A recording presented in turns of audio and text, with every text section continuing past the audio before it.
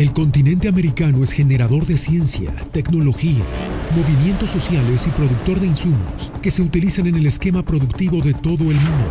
Con todo esto, América es generadora de importantes noticias. Magnética FM y Voz de América presentan Buenos Días América, el informativo más completo y trascendente de este continente. Bienvenidos. Buenos Días América. Good morning, America. Bienvenidos.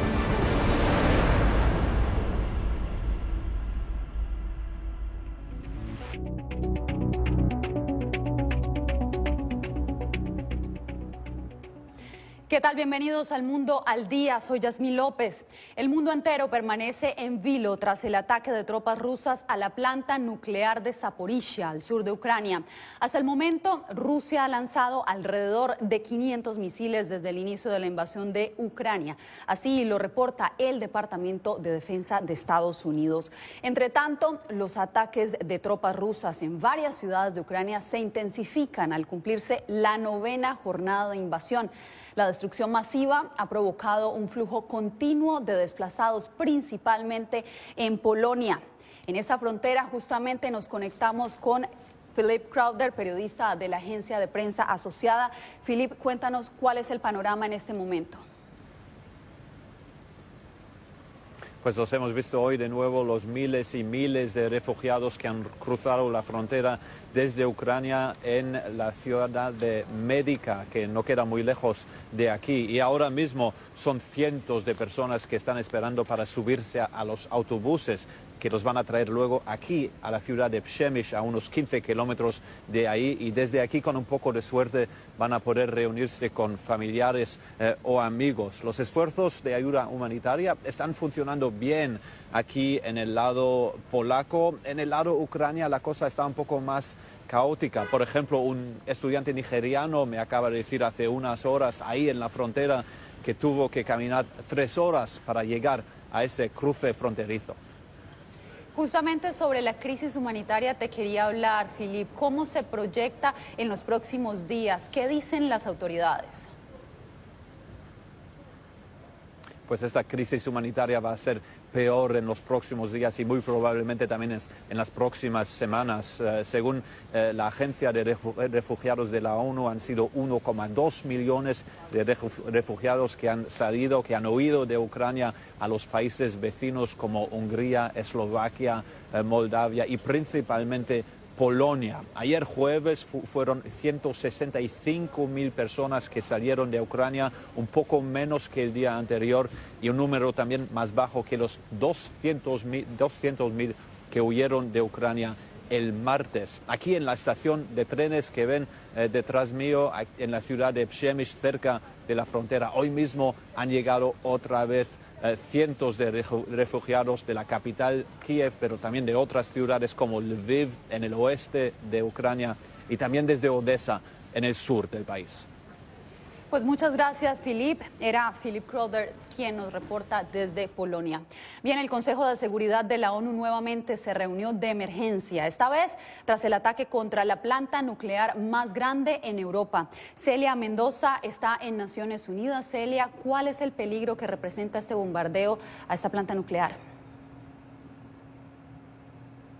Lo que realmente han asegurado las autoridades atómicas es que es fundamental mantener los niveles de estabilidad de este tipo de plantas. De otra forma, podríamos repetir lo que sucedió en 1996 en Chernóbil, en Ucrania, cuando se dio un accidente nuclear, lo que genera destrucción masiva, no solamente del ambiente, pero también de la vida humana, algo que sería catastrófico y podía dejar consecuencias no solamente para Ucrania, pero para toda Europa.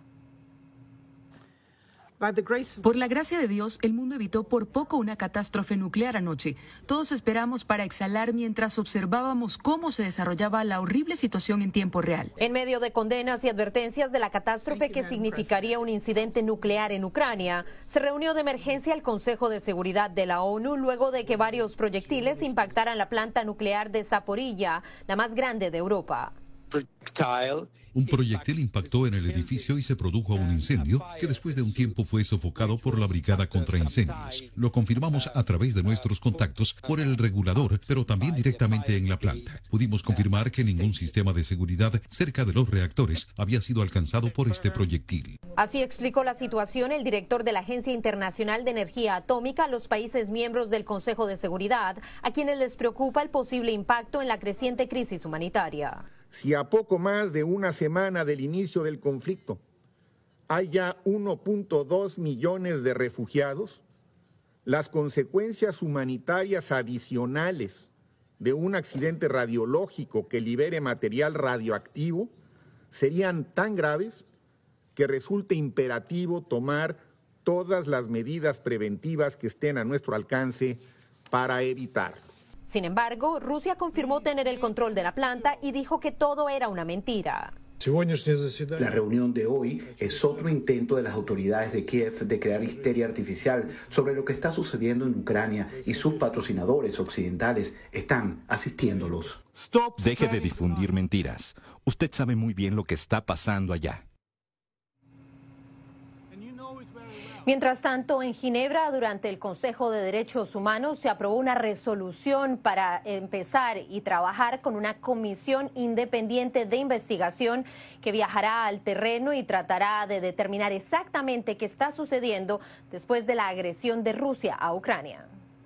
Gracias, Celia, por el reporte. Bien, y ante el avance de las tropas rusas en Ucrania, Occidente permanece unido. El Consejo de Asuntos Exteriores de la Unión Europea se reunió de manera extraordinaria con el secretario de Estado de Estados Unidos. Julia Riera nos trae la información. Una semana después que Rusia empezara a invadir Ucrania, la Unión Europea y sus aliados reafirman su unidad. Hay mucho en juego, pero debido a que estamos haciendo esto juntos, estoy muy seguro de que lo lograremos. Y reiteran su apoyo a Ucrania. Estamos dotando de armas a Ucrania para que defiendan su territorio, sus derechos, su nación. Estamos suministrando ayuda a los refugiados.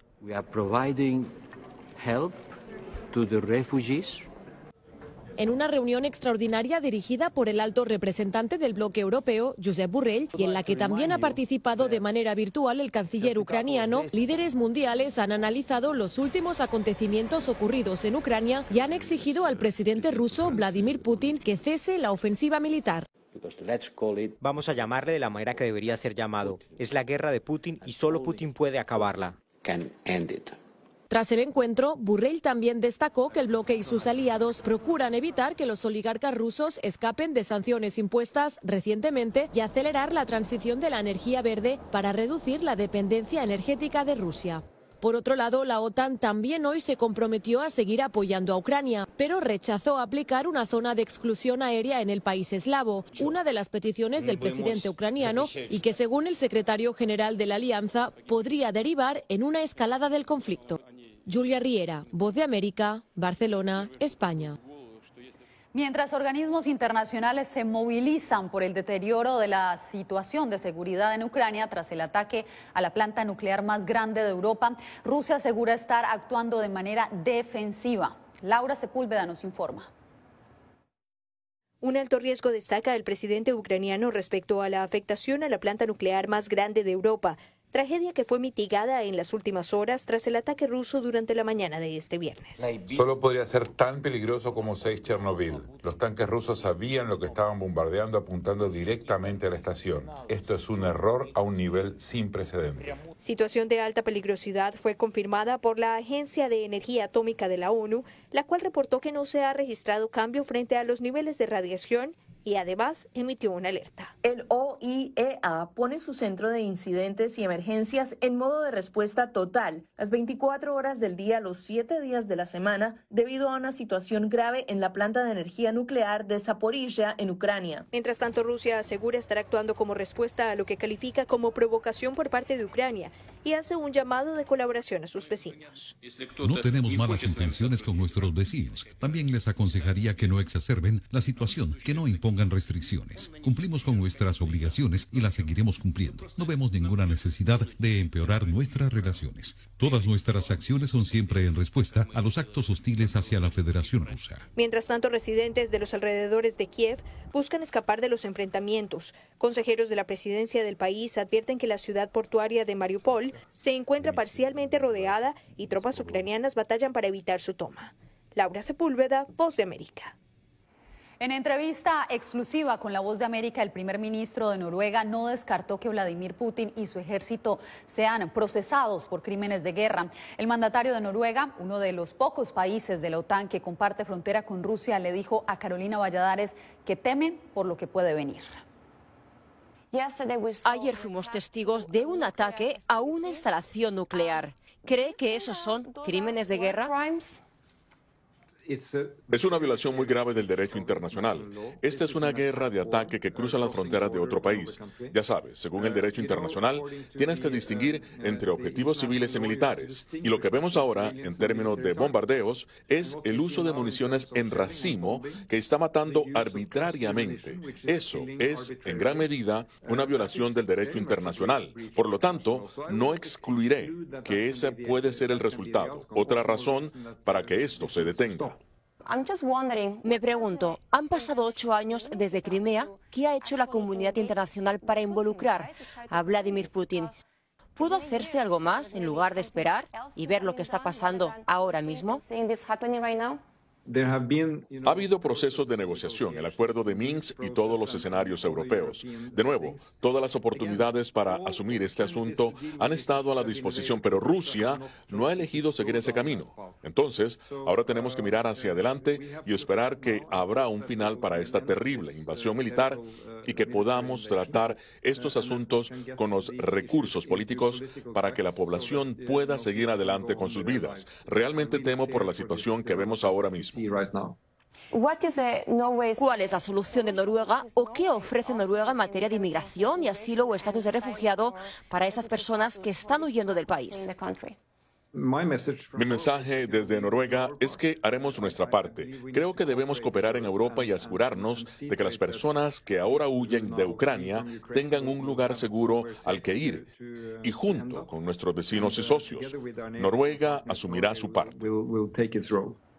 Entre tanto, el presidente Joe Biden recibió este viernes en la Casa Blanca a su homólogo finlandés Sauli Niinisto. Ambos hablaron sobre la crisis en Ucrania y el impacto que tendría este conflicto para la seguridad europea y global.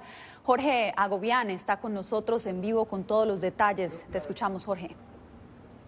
Yasmín, lo clave de esta reunión bilateral sería la petición de larga data de Finlandia para unirse a la OTAN. De hecho, se espera que ese fuera lo que traería a la mesa el presidente de Finlandia para pedirle una vez más al presidente Joe Biden que se considere esa solicitud. No tenemos detalles hasta este momento de cómo fue esa reunión. Lo bastante interesante de esto es que Finlandia es vecina de Rusia y a unirse a la OTAN en este caso sería parte de una estrategia de seguridad por un posible conflicto en Europa. A esto fue lo que le dijo el presidente Joe Biden al llegar a la Casa Blanca a su homólogo finlandés. Escuchemos.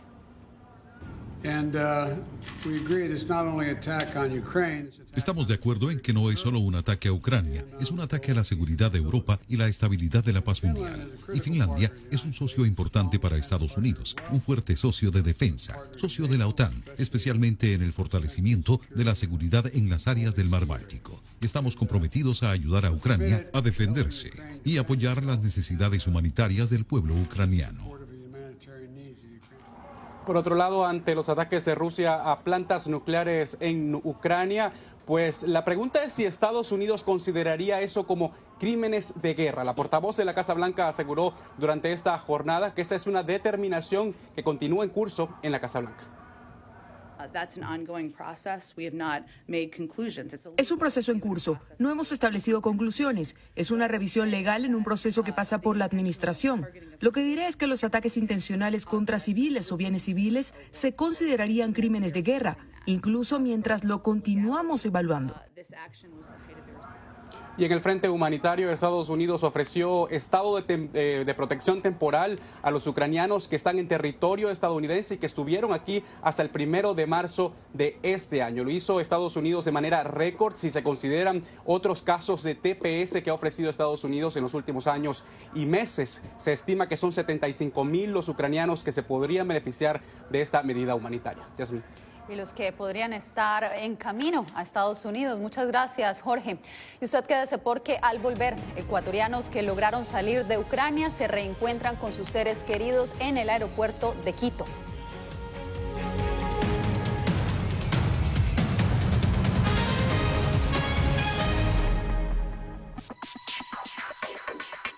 Sabemos que las mascarillas son una de las mejores herramientas para protegernos del COVID-19, pero con la aparición de nuevas variantes, los expertos están descubriendo que no todas las mascarillas cuentan con el mismo nivel de protección. Las mascarillas de respiración, como por ejemplo la N95 y la KN95, son las que brindan el máximo nivel de protección contra todas las variantes de COVID-19. Las mascarillas N95 son certificadas en Estados Unidos y tienen correas que van alrededor de la cabeza, mientras que las mascarillas KN95 se fabrican en China y cumplen las normas creadas por ese país. La segunda mejor opción son las mascarillas quirúrgicas desechables. Asegúrese de que estas tengan un buen ajuste en la nariz, la boca y el mentón, múltiples capas de material no tejido y una varilla nasal. Si no tiene otra opción, use una mascarilla de tela de por lo menos 2 capas y sin válvulas de ventilación u otras aberturas.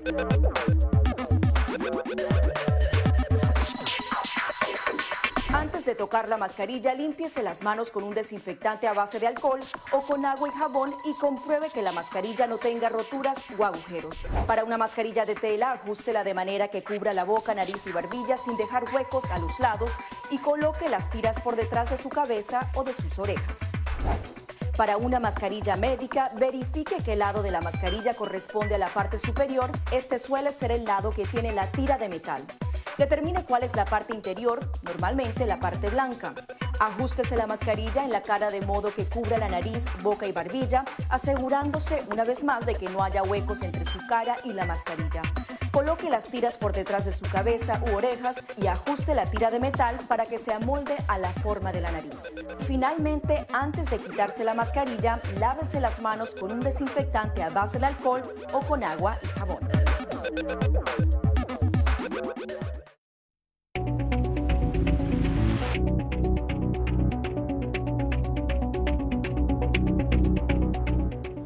Hoy llegó a Quito el primer grupo de ecuatorianos que escapó de los ataques rusos en Ucrania. Néstor Aguilera estuvo en el aeropuerto Mariscal Sucre, a donde llegaron y se reencontraron con sus familias. Así fue el emotivo reencuentro de jóvenes ecuatorianos con sus familias al llegar a Quito a bordo de un vuelo humanitario que los trasladó desde Ucrania. Kevin, un estudiante de 21 años, se mostró tranquilo tras superar una larga travesía que comenzó en Kiev. Nos recibieron, digamos, de una buena forma dentro del aeropuerto. Ok. No tengo palabras. ¿Cómo fueron estos 9 días?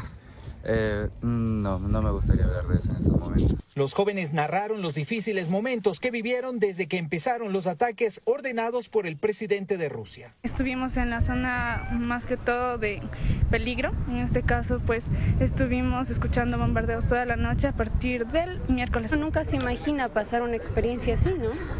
Porque, pues, estábamos tranquilos, estábamos bien y de un rato menos pensado, pues, empezó el bombardeo. Decenas de familias se mostraron agradecidas por volver a ver sanos y salvos a parientes que se habían establecido en Ucrania para seguir sus estudios universitarios. ¿Cómo han sido estos 9 días? Muy horribles, noches sin dormir, sin comer, de angustia. Hailey es mi única hija y realmente para mí viví con ella todo su proceso, su camino, su desesperación. Usted no se imagina la tensión que nosotros teníamos en casa, de no poder dormir, de no poder hacer las cosas bien. El canciller de Ecuador confirmó que un segundo vuelo humanitario partió este viernes hacia Varsovia para repatriar a más ecuatorianos que escapan de la guerra. Néstor Aguilera, Voz de América, Quito. Y mientras Rusia continúa invadiendo Ucrania, en Colombia hay inquietud por supuestos radares rusos instalados en la frontera con Venezuela. Yair Díaz desde Bogotá nos reporta. Radares rusos en los estados venezolanos de Zulia, Táchira, Apure, Falcón y en Caracas tienen en alerta a las autoridades colombianas. Por eso se hizo la invitación al embajador ruso para que aclarara cuál es ese despliegue que tienen de equipos militares en ese país. Lo que ellos han dicho es que esos equipos no serán utilizados en contra de Colombia. Lo que llama la atención es que los hayan movido hacia la frontera con Apure y hacia el Táchira. Temas de combate. El exdirector del Servicio Bolivariano de Inteligencia Militar de Venezuela, general Manuel Christopher Figuera, afirma que radares rusos han sido instalados en la frontera con Colombia. Y desde luego, no es solo esa la única inteligencia que ellos, los rusos o el régimen de Nicolás Maduro, dispone para espiar.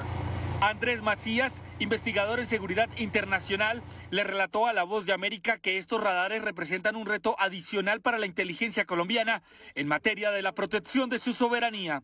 Yo diría que su funcionalidad se centra especialmente en vigilar las discusiones y decisiones colombianas, especialmente en materia militar y de seguridad, y tal vez monitorear también la presencia estadounidense en Colombia. Según las autoridades colombianas, estos radares rusos podrían agudizar los enfrentamientos entre las guerrillas que se disputan estos territorios fronterizos. Yair Díaz, Voz de América, Bogotá.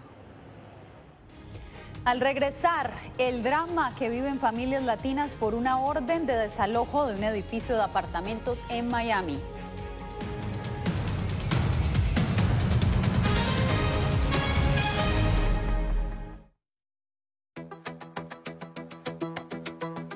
En momentos de crisis políticas y sociales, algunos gobiernos autoritarios recurren al bloqueo del acceso a Internet como herramienta para detener la información que entra o sale de su país.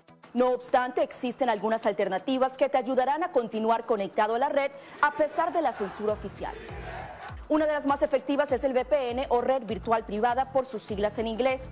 La VPN pretende simular que la persona está en otro lugar del mundo y no en el país que esté restringiendo el acceso a Internet, de manera que es incapaz de detectar esa conexión interna y así se puede utilizar Internet con normalidad. Las ofertas de VPN en el mercado son muchas y las puedes buscar escribiendo las iniciales VPN en los motores de búsqueda, pero es importante descargarla o adquirirla antes de perder la conexión al Internet. Aquí te ofrecemos algunas opciones.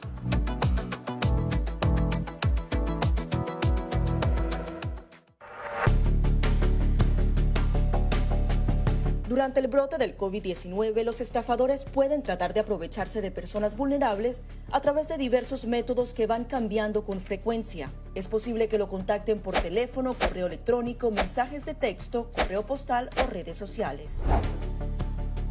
Ten cuidado con ofertas de kits de supuestas pruebas caseras, curas milagrosas o pruebas inmediatamente accesibles. Response Act has made coronavirus testing more accessible immediately.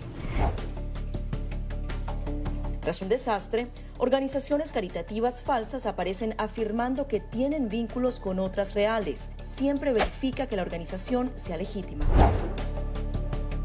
Alguien que asegura que trabaja en el gobierno puede pedirte tu información personal o intentar cobrarte cuotas falsas para así ingresar tu cheque de estímulo.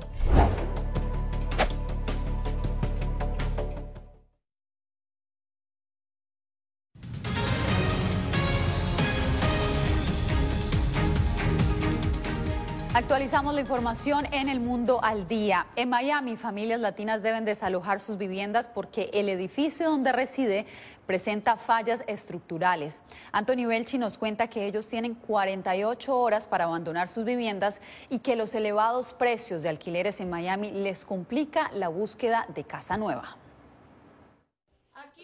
Hace 2 días que Adalinda recibió un aviso. En 48 horas tenía que abandonar su apartamento de Miami por aparentes problemas en la estructura del edificio. Hoy se cumple el plazo y la hondureña teme quedarse sin hogar porque no encuentra una renta asequible. Tenemos 15 años de estar aquí y no les importó al dueño botarlos y no tenemos a dónde vivirlos. Los dejaron así en la calle. No es justo. Al igual que ella, el resto de inquilinos también deben abandonar sus hogares. Denuncian que el dueño no se ha preocupado de cuidar el edificio. Ahora es inhabitable y está intentando vender el terreno, aprovechando que los precios de bienes raíces están al alza. Se tienen que ir, saquen todo lo que puedan y váyanse.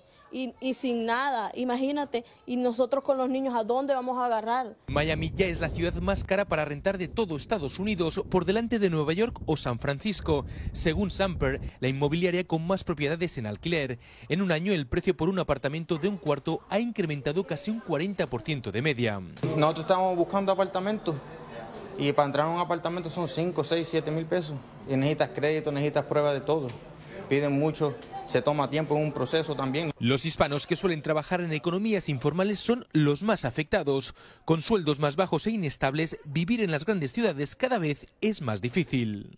Nos pusieron en la calle, no hay apartamento para rentar, los apartamentos están por la terrible los precios, además no hay para rentar. Y el tiempo se acaba para ellos, intentan empacar lo más rápido posible sin saber si esta noche podrán dormir en algún lugar. Anthony Belchi, Voz de América, Miami. Más adelante, la más reciente decisión de las autoridades sanitarias sobre el COVID-19 en Estados Unidos. Volvemos con más. Sabemos que las mascarillas son una de las mejores herramientas para protegernos del COVID-19. Pero con la aparición de nuevas variantes, los expertos están descubriendo que no todas las mascarillas cuentan con el mismo nivel de protección. Las mascarillas de respiración, como por ejemplo la N95 y la KN95, son las que brindan el máximo nivel de protección contra todas las variantes de COVID-19. Las mascarillas N95 son certificadas en Estados Unidos y tienen correas que van alrededor de la cabeza, mientras que las mascarillas KN95 se fabrican en China y cumplen las normas creadas por ese país. La segunda mejor opción son las mascarillas quirúrgicas desechables. Asegúrese de que estas tengan un buen ajuste en la nariz, la boca y el mentón, múltiples capas de material no tejido y una varilla nasal. Si no tiene otra opción, use una mascarilla de tela de por lo menos 2 capas y sin válvulas de ventilación u otras aberturas.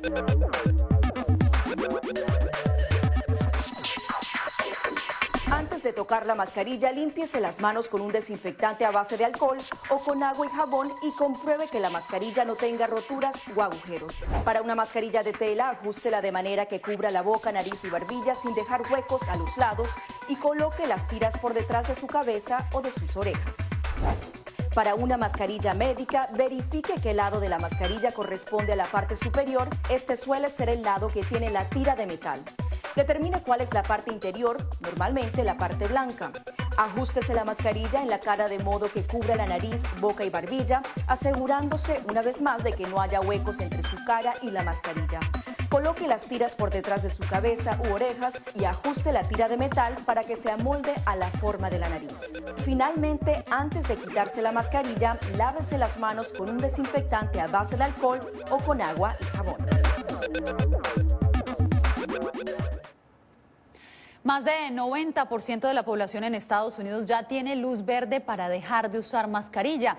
El mandato de uso de mascarilla sigue vigente en algunas jurisdicciones del país, incluyendo en los sistemas de transporte público, y seguirá en vigor hasta el 18 de marzo. Los CDC revisarán esta normativa a fin de definir si es necesario seguir utilizándolas. Las autoridades sanitarias insisten en la necesidad de estar completamente vacunado para poder flexibilizar las restricciones y así evitar futuras mutaciones del COVID-19. Y ahora volvemos al panorama de la guerra en Ucrania. 9 días de conflicto dejan un escenario desolador al cual no se le ve un fin próximo. Estas son las imágenes de la guerra este viernes 4 de marzo. Miles de personas abordan un tren de evacuación de Kiev que se dirige a Lviv. En el centro vemos a una mujer que deja atrás a su querido, a su ser querido, porque los hombres ucranianos tienen que quedarse para luchar en esta guerra. Niños llorando, mascotas, mujeres en Lviv esperando durante horas para abordar los trenes y así poder huir de los ataques rusos. De esta manera nos despedimos.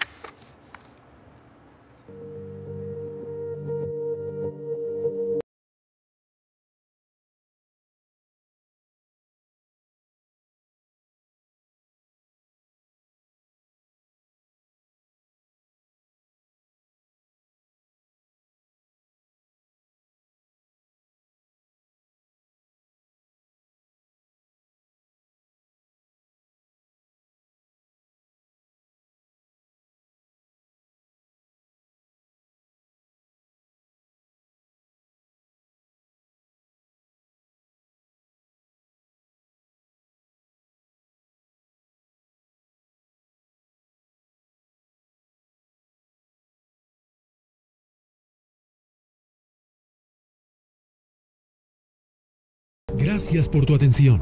Al momento estás enterado de lo más relevante en materia informativa en el continente americano y su relación con el resto del mundo. Esto fue Buenos Días América, una producción de Voz de América, presentado por Magnética FM.